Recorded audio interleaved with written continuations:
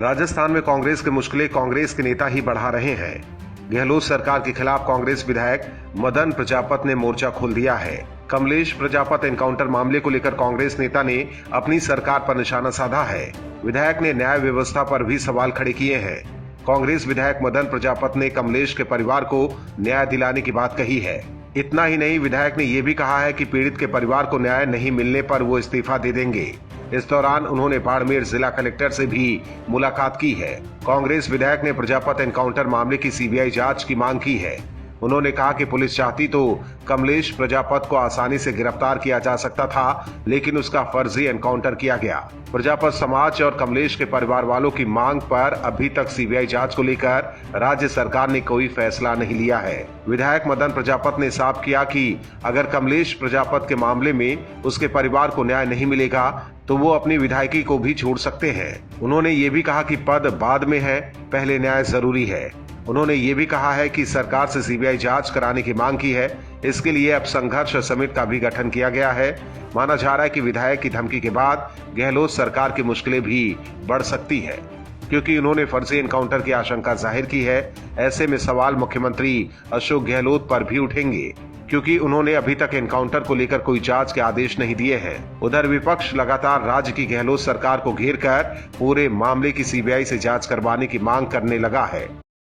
उत्तर प्रदेश में योगी सरकार कोरोना के हालातों को काबू करने की भरपूर कोशिश कर रही है, लेकिन राज्य में अस्पतालों की जमाखोरी ने योगी सरकार का नाम खराब करने की ठानी हुई है। पर अब योगी सरकार भी इन जमाखोरों पर बरसने की पूरी तैयारी कर चुकी है।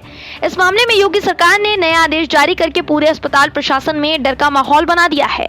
योगी सरकार ने हाल ही में बयान जारी कर कहा कि कुछ अस्पतालों में नियत दर से अधिक मनमाने ढंग से शुल्क वसूला जा रहा है। इसकी भर्त्सना होनी चाहिए। डॉक्टर को भगवान का दर्जा है। पीड़ित और उसके परिजनों की बद्दुआ नहीं लेनी चाहिए। निजी अस्पतालों में मनमानी वसूली को हर हाल में रोका जाए। सभी चिकित्सा संगठनों से अपील है, ऐसे लोगों की सार्वजनिक निंदा की जाए। ऐसे अस्पतालों पर कड़ी कार्यवाही होगी। मुख्यमंत्री योगी आदित्यनाथ ने यह भी कहा कि प्रदेश में ऑक्सीजन संकट के नाम पर कुछ लोग गैर जरूरी दर में जमाखोरी करने लगे हैं। यही हाल रेमडेसिविर का भी है। सभी जिलों में जीवन रक्षक दवा मुहैया कराई गई है, लेकिन कुछ जमाखोरों और कालाबाजारी के कारण इसकी कमी बनाने की कोशिश की जा रही है। उन्हें ये समझना चाहिए कि ऑक्सीजन या रेमडेसिविर की जमाखोरी किसी दूसरे का हक मारने जैसा है। इसलिए ऐसे लोगों के खिलाफ कार्यवाही की जाएगी, जिससे अच्छा मैसेज जाएगा और लोगों का हौसला बढ़ेगा। बता दें कि इससे पहले योगी ये आदेश दे चुके हैं कि राज्य में ऑक्सीजन की कमी नहीं है, और अगर कोई शख्स ऑक्सीजन की कमी की अफवाह फैलाएगा या जमाखोरी में शामिल पाया जाएगा तो उसे ठोक दो नीति के तहत अंजाम भुगतना होगा। योगी के इन दोनों आदेशों से अफवाह फैलाने वालों और जमाखोरी करने वालों में हड़कंप मच गया है, जिससे अंदाजा लगाया जा सकता है कि जल्द ही उत्तर प्रदेश में योगी सरकार जमाखोरी पर लगाम लगाने में कामयाब हो जाएगी। कोरोना महामारी की वजह से देश में आपातकाल जैसी स्थिति है। अचानक कोरोना के मामले बढ़ने से ऑक्सीजन से लेकर दवाइयों की कमी पड़ गई है। मोदी सरकार की कोशिश के बदौलत कई देश भारत को मदद कर रहे हैं। अमेरिका, फ्रांस, ब्रिटेन जैसे देश ऑक्सीजन भेज रहे हैं। इस दौरान कई लोगों ने भी पीएम केयर फंड में सहायता दी है, लेकिन कांग्रेस कोरोना पर सियासत करने में जुटी है। गांधी परिवार की तरफ से अभी तक मदद के नाम पर सिर्फ राजनीति की जा रही है। मोदी सरकार को गांधी परिवार बदनाम करने में जुटा है। ऐसे में सोशल मीडिया पर भी लोग कांग्रेस और पूर्व कांग्रेस अध्यक्ष राहुल गांधी को जमकर ट्रोल कर रहे हैं। कांग्रेस के पूर्व अध्यक्ष राहुल गांधी ने एक ट्वीट किया है कि एक दूसरे की सहायता करते आम जन दिखाते हैं कि किसी का दिल छूने के लिए हाथ छूने की जरूरत नहीं। मदद का हाथ बढ़ाते चलो, इस अंधे सिस्टम का सच दिखाते चलो। इस ट्वीट के बाद यूजर्स ने राहुल गांधी को जमकर ट्रोल किया। यूजर्स ने लिखा कि जिस परिवार ने 55 साल इस देश पर एक छत राज किया, क्या उस राजमाता ने अपने युवराज या दामाद से बोलकर 5000 तो छोड़ो 100 ऑक्सीजन वाले बेड का सेंटर बनवा लोगों की मदद की। इनके पास पैसे की कमी तो नहीं है ना, जमीन की भी कमी नहीं है दामाद जी के पास, बस लोगों की सेवा करने की इच्छा नहीं है ना। सोशल मीडिया पर यूजर्स ने राहुल से पूछा कि नेगेटिव राजनीति छोड़कर किसी की मदद क्यों नहीं करते, और जिस सिस्टम की बात कर रहे हैं अगर 60 साल तक उस पर ध्यान दिए रहते तो आज ये हाल न होता। दरअसल कांग्रेस संकट में भी अवसर की तलाश में है। कांग्रेस को लग रहा है कि कोरोना पर मोदी सरकार को घेर कर आने वाले चुनाव में इसका राजनीतिक लाभ लिया जा सकता है। लेकिन मोदी सरकार के काम को जनता भी देख रही है और विपक्ष में बैठी शिवसेना ने भी मोदी सरकार की तारीफ शुरू कर दी है। लेकिन कांग्रेस कोरोना पर सिर्फ राजनीति कर रही है। महाराष्ट्र में एंटीलिया और वसूली कांड के बाद महाविकास अघाड़ी सरकार मुश्किल में फंस गई है। मुंबई के पूर्व पुलिस कमिश्नर परमबीर सिंह ने ऐसी आग लगाई है जिसकी लपट महाविकास अघाड़ी सरकार पर पड़ती नजर आ रही है। परमबीर सिंह ने राज्य के पूर्व गृह मंत्री और एनसीपी नेता अनिल देशमुख पर ही करप्शन के गंभीर आरोप लगा दिए। देशमुख के खिलाफ सीबीआई जांच कर रही है और अब तक कई ठिकानों पर छापेमारी हो चुकी है।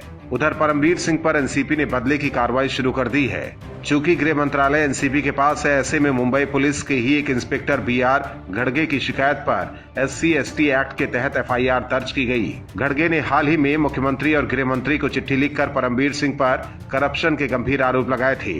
अब इन आरोपों को लेकर परमबीर सिंह के खिलाफ केस दर्ज किया गया है। परमबीर सिंह के साथ ही 32 दूसरे पुलिसकर्मियों पर भी FIR दर्ज की गई है। माना जा रहा है कि ये कार्रवाई देशमुख पर परमबीर सिंह के आरोप लगाने का नतीजा है। उधर परमबीर सिंह के फंसने के बाद अब महाविकास अघाड़ी सरकार में भी एक बार फिर खटपट शुरू हो सकती है। दरअसल मुंबई के पूर्व पुलिस कमिश्नर मुख्यमंत्री उद्धव ठाकरे की खास बताए जाते हैं। उद्धव ठाकरे की सिफारिश पर ही सिंह को मुंबई का पुलिस कमिश्नर बनाया गया था और मुंबई में सचिन वजह कांड के बाद परमबीर सिंह ने ही मुख्यमंत्री को चिट्ठी लिखकर देशमुख के खिलाफ करप्शन के आरोप लगाए। इसके बाद मामला कोर्ट में गया और देशमुख को इस्तीफा देना पड़ा। ऐसे में सवाल ये भी है कि एनसीपी परमबीर सिंह पर कार्रवाई कर शिवसेना के खिलाफ मोर्चा खोल दिया है।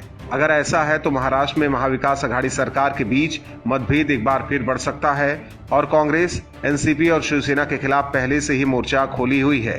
ऐसे में हो सकता है कि अघाड़ी सरकार जल्द ही गिर जाए। असम में विधानसभा चुनाव के नतीजे आने से पहले ही कांग्रेस के अंदर घमासान शुरू हो गया है। कांग्रेस नेता कुर्सी के लिए अभी से ही लड़ाई शुरू कर चुके हैं। कांग्रेस नेतृत्व के सामने नेताओं को संभालना मुश्किल साबित हो रहा है। इसके अलावा अपने गठबंधन को भी मजबूत करना पार्टी के लिए बड़ी चुनौती है। पार्टी के अंदर शुरू हुए घमासान के बाद विधायक दल के नेता का चयन आसान नहीं माना जा रहा है। प्रदेश कांग्रेस नेताओं ने अपनी अपनी दावेदारी जतानी शुरू कर दी है।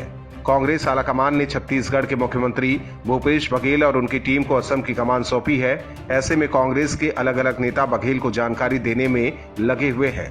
बघेल की टीम कांग्रेस के सहयोगी AIUDF के नेता बदरुद्दीन अजमल से भी लगातार बातचीत कर रही है। वहीं कांग्रेस के लिए सबसे बड़ी समस्या यह है कि पार्टी के पास कोई बड़ा चेहरा नहीं है।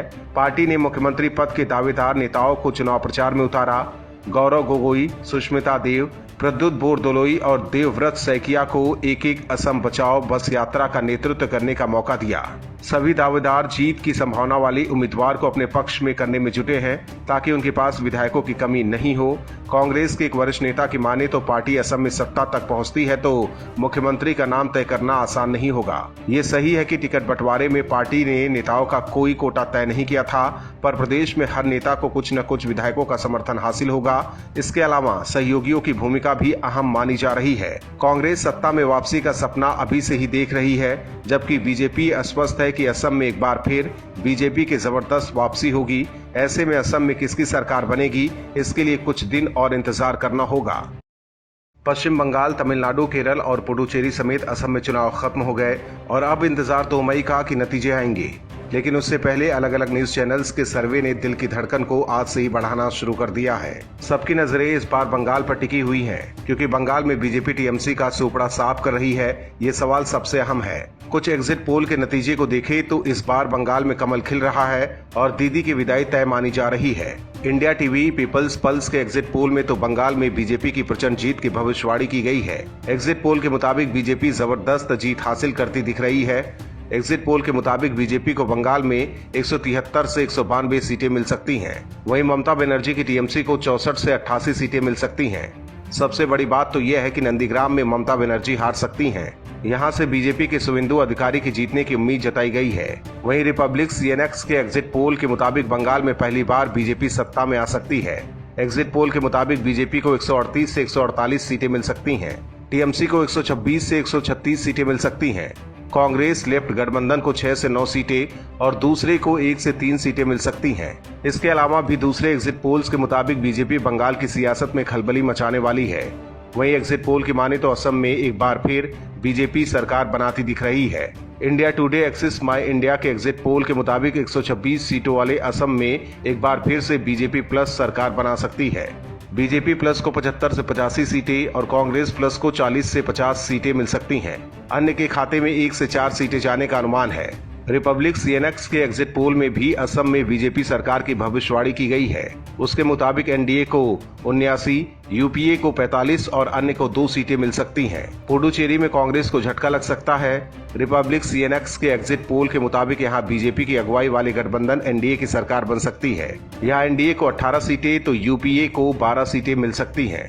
वहीं रिपब्लिक सीएनएक्स के एग्जिट पोल के मुताबिक तमिलनाडु में इस बार सत्ता परिवर्तन हो सकता है। डीएमके को जबरदस्त जीत हासिल हो सकती है। सीएनएक्स के एग्जिट पोल के मुताबिक डीएमके प्लस को 165 और सत्ताधारी एआईएडीएमके प्लस को महज 63 सीटों से संतोष करना पड़ सकता है।